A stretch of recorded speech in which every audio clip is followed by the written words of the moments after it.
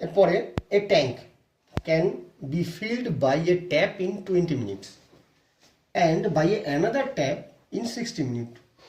Both are open for 10 minutes. After that, the first tap is shut off.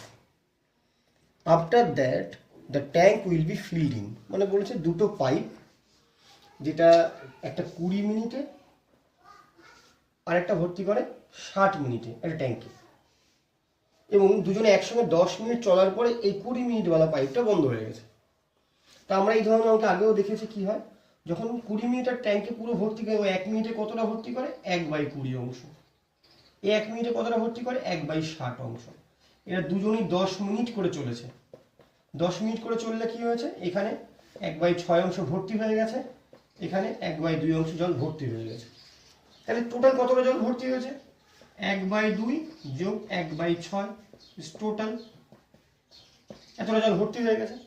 এটা যোগ করলে কি পাবো আমরা, 6 লসাগু 3 যোগ 1 4/6, কাটাকাটি করলে 2/3 অংশ জল এই 10 মিনিট চলার ফলে অলরেডি ভর্তি হয়ে গেছে। এবার কত অংশ জল ভর্তি হওয়া বাকি আছে, তাহলে এটা কি করবো, 1 থেকে 2/3 অংশ যদি বিয়োগ দিই, 1/3 অংশ জল ভর্তি হওয়া বাকি আছে, remaining part of the tank. তাহলে এই জলটা ভর্তি করবে কে, 10 মিনিট পরে যে চলেছে, মানে 60 মিনিটওয়ালা পাইপটা। তাহলে ওই 60 মিনিট পাইপটার ক্যাপাসিটি কি, সে 1 অংশ ভর্তি করে 60 মিনিটে, 1/3 অংশ ভর্তি করবে ইন্টু 1/3। তো এইটা ভর্তি করতে 20 মিনিট সময় নেবে। যেহেতু এখানে আমাদেরকে চাইছে আফটার দ্যাট, মানে ঘটনা ঘটার পরে কত সময় লাগবে, তবে আমাদের অ্যান্সার অবশ্যই 20। কিন্তু যদি কোনো অঙ্ক পরীক্ষার ক্ষেত্রে আসে এরকমভাবে যে টোটাল কত সময় লাগলো, তাহলে এই 20-র সঙ্গে আগে যে দুজনে একত্রে 10 মিনিট যোগ হয়েছে সেটা যোগ করে 30 মিনিট সময় হবে আমাদের অ্যান্সার। আমরা প্রশ্নের অ্যান্সার বুঝে তারপরে অ্যাপ্লিকেশন করব। এই পার্টটা অতীব নর্মাল প্রসেস। এটাকে আমরা একটু অন্যভাবে ভাবতে পারি সেম অঙ্কটাকে। যেমন একভাবে শিখলে আমাদের কোনোদিন কনসেপ্ট ক্লিয়ার হবে না।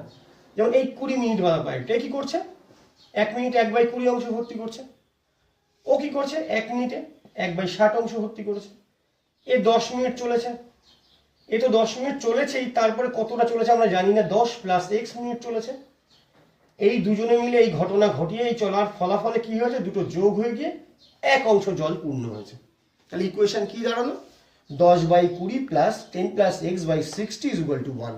এটাও কিন্তু একটা অতীব সহজ কনসেপ্ট, এইভাবে চাইলে করতে পারি আমরা। তাহলে এখানে হিসাব করলে কি দাঁড়াবে, কেটে গিয়ে হাফ হয়ে যায়, হাফটা ওপাশে নিয়ে যাব আমরা, উপরে কি থাকে 10 যোগ x/60, হাফটা ওপাশে গিয়ে 1-এর থেকে বিয়োগ হয়, বিয়োগ হয়ে ওটাও হাফ হয়। তাহলে 10 যোগ x/60 = হাফ, এই দিয়ে এটাকে কাটলে 30। তাহলে x = 30 - 10 = 20 মিনিট।